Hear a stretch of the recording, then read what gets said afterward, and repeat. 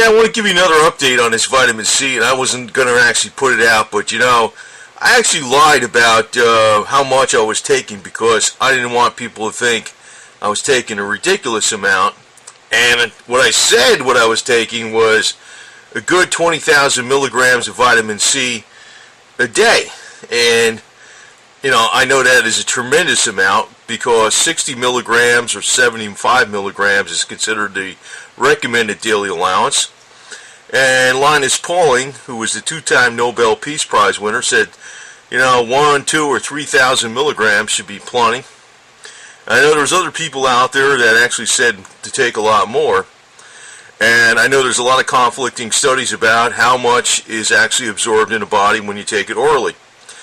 But, there's studies out there saying 20% gets absorbed in the body when you're taking it orally. And a lot of it, when you get up to a certain point, you have bowel intolerance.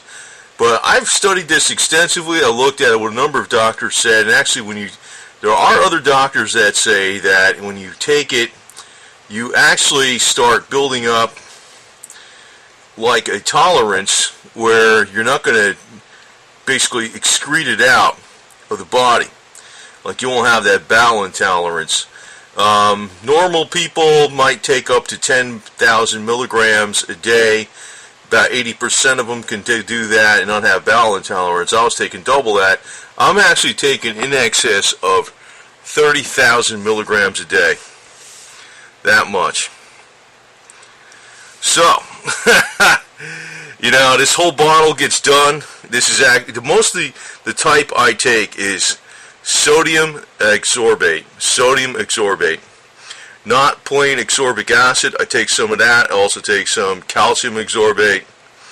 I'll take ascorbic acid, but mainly the form I take, which is more buffered for the stomach, and it does not have too much calcium, is this type. And actually I like taking a chewable. Some people can argue about whatever the heck is in the chewable that's no good for you, whatever, but compared to everything else out there in life that you run into, it's a lot worse than what I'm doing right now, But actually I've been taking over 30,000 milligrams of vitamin C a day. No problem. No side effects. Very good energy. And I get doctor's blood work done regularly and all that. Nothing out of the ordinary. Now, why am I doing that? Well, part of the reason is I realized that vitamin C is not exactly a vitamin, it's a hormone. There's been a number of studies that even indicated that if you took a lot of vitamin C before and during a time when you maybe have received tetanus, that you will have zero side effects from it. So in other words, it's almost like an immunity from sickness, possibly. I'll say possibly, but in my mind it's almost a definite, because the amount of vitamin C I'm taking is about on par with what a goat manufactures a goat. Goat can pretty much eat anything off the ground that's garbage and not get sick. Even a veterinarian will tell you a goat hardly ever gets sick and blah, blah, blah. Well, I'm taking about that much. Now, I know sometimes they'll say that only 20% of it gets absorbed in the body. But then, the same people are saying that and also quoting Dr. Linus Pauling. They're not actually quoting everything he says, because Dr. Linus Pauling actually showed when he checked the urine that 80% of the vitamin C was used up in the body. Even though it was not in the bloodstream per se, it was used up in other ways. So it's the exact opposite. You're not excreting 80% of the vitamin C. You're excreting maybe 10 or 20%. But argue all you want, I don't care, because I realize that there's a lot of, I'm not selling nothing. I realize a lot of times the people that get their information are getting their information from people that are selling products. They're selling natural C, ester C, rose hips, not ester C, but rose hips or whatever. And they're telling you, oh, this type of C doesn't work and that type doesn't work. I'm buying actually it's about the cheapest stuff available. But I'm mainly using what is actually not a commonly available. It's semi-commonly available. Usually when you go into box stores, it's ester C, which is calcium ascorbate, which is fine if you're not taking a lot of it. But if you're taking a lot of it, it's got too much calcium. You'd be over ODing on calcium, which is the problem where you can actually lead to kidney stone problems. So I don't take that type. I take sodium exorbate. Now that has 1 electron donor compared to 2 electron donors with pure ascorbic acid. But sodium exorbate has a pretty much neutral pH. It's not acidic like ascorbic acid. So that's the other flip side of it. So anyway, I have been taking in excess of 30,000 milligrams of vitamin C daily. It took me a while to actually work up to that amount because you probably saw back in my earlier videos I was taking like 20,000, 10,000, all this. I'm now taking 30,000. And, who the hell knows? It's more of an experiment. But, I look at it like this. If there's actually something to it where it gives you longevity, it gives you vitality, or whatever the hell it is, I'm not going to freaking wait 100 years to find out because I'll be dead by then. So if I'm still alive 100 years from now, maybe people listen to, hey man, what did you do? I don't really know what the hell is going to happen. It's an experiment. I can't make claims about it.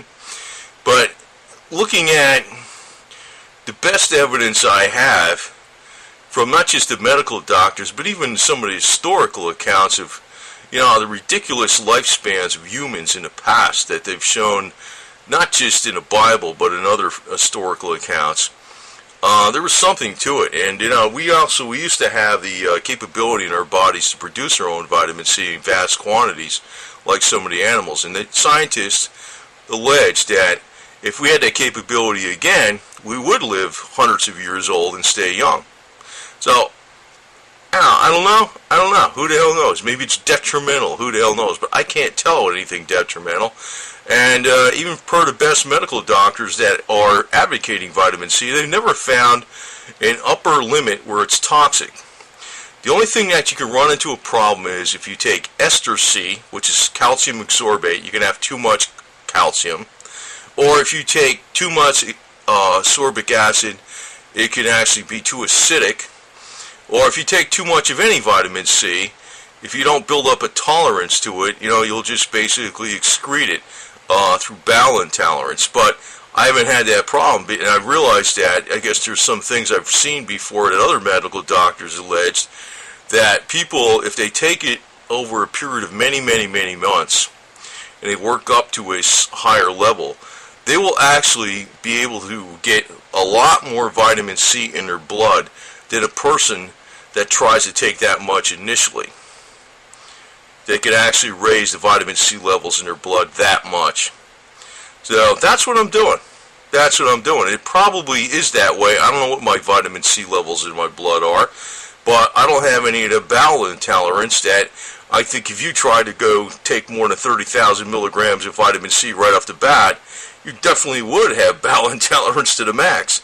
But it's not the situation now that I've been taking this for a while and working up to this level. So, but even if it's only a third is getting in the blood, it's still a hell of a lot. And, that's working as in a very, very, very powerful antioxidant against any kind of toxins that we're running into in mainstream new modern America, and with anything that we run into, not just from the foods, but also from the plastics, from the pollutants, probably even from electronic, dirty noise that we've run into, even with wireless communications and things like that, or even being near monitors. Probably those are things that are actually creating free radicals in our body. But, what's going on is with this much vitamin C, all those free radicals are being quenched. I was not going to put this video out, but I says, what the hell? But I realized that I'm not telling you what to do. I'm just telling you what I'm doing.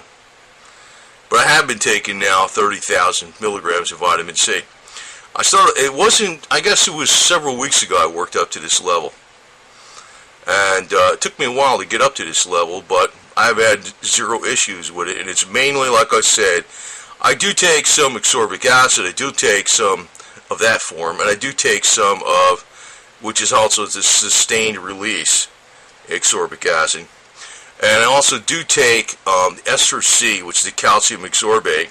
But the main form I take is sodium ascorbate. Sodium ascorbate, which is non-acidic. It's buffered, and well, they're very easy to take. So that's what I've been doing, and I'm going to continue doing it for whatever. But I feel great. That's all I got to tell you.